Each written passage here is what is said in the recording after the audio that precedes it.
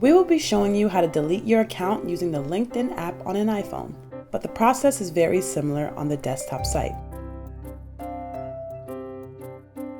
From the LinkedIn homepage, click on your profile image. Click on Settings. From the menu list, tap Account Preferences.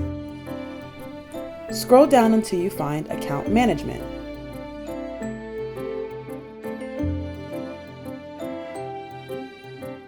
Choose the Close Account option. A screen showing your connections will pop up. Tap Continue. A prompt will ask you to choose the reason for deleting your account. Choose your reason for leaving. If you choose Other, you'll need to add an explanation to continue. Re-enter your password.